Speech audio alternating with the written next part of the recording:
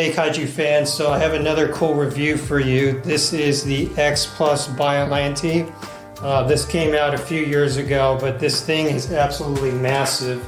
Let's call it 22 to 24 inches across if you include the tendrils coming off of her, and this figure is also approximately 14 to 15 inches tall. So it's a very big, robust figure, probably the biggest I've ever seen as far as a Biollante sculpt that is maybe not a garage kit.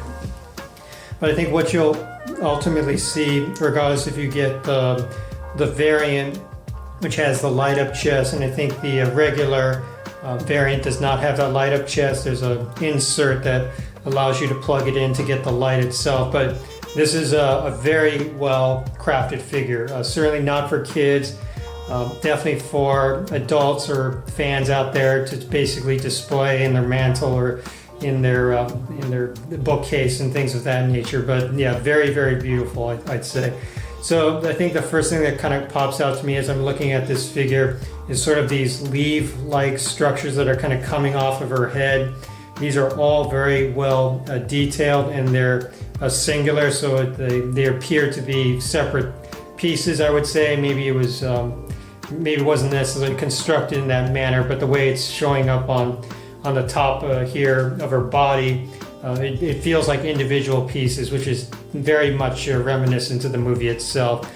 In addition to that, you can kind of see that her heart, which is lit up here, has a cage around it, almost like a plant, and it's sort of encompassing and sort of protecting it in a way.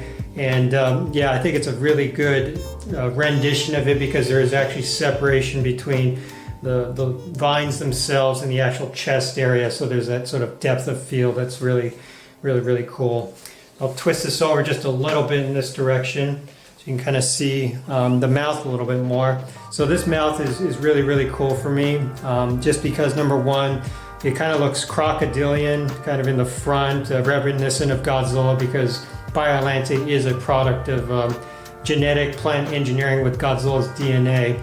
And yeah, it's very crocodilian up here, so it's got these little bumps, and the teeth itself are very robust and kind of fearsome in a way. They're all very well painted.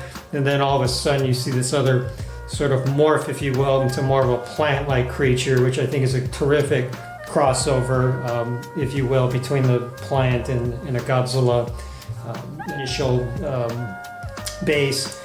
In addition to that, you also have these tendrils coming off of her.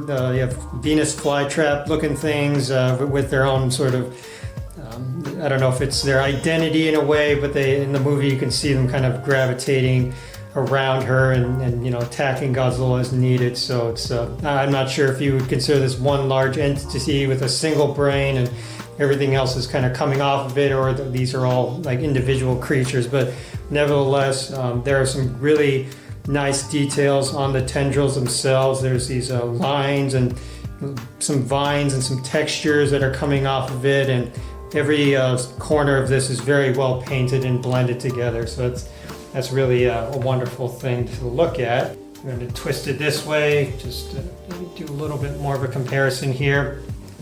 But if you can see very closely here, there's a lot of teeth. There's actually multi-rows of teeth. So you have the front row, and then you have a series of other very well painted back row teeth, just essentially going all the way into her mouth. Yeah, there's just some really terrific details here. And yeah, just the paint job is also quite nice as well. And there's also one other setting with this light variant, and I'm just going to switch to it now. And this is the one where it's actually kind of pulsating, which is even more dynamic, because I think a lot of the other variants that are out there, Godzilla or otherwise, they tend to just have a single light switch in which it's either no light or it's lit up, but it doesn't necessarily pulsate like this. So I think this is a really cool touch by Xplus, and I think they did a terrific job on it. So yeah, this is the figure review, the Xplus Biollante. Enormous figure, certainly cost a pretty penny. The box was equally as enormous, so you can imagine it coming in from Japan, at least to my door. It was quite expensive, but I love this figure. It's terrific, and yeah, this is a quick review. And obviously, if you like our content here, please like and subscribe. Also, head on over to KaijuKingdomCollectibles.com. We also have figures very much like this one that you're seeing before you, and we're happy to try to fulfill some of those needs. So yeah, we'll catch you next time. Thanks.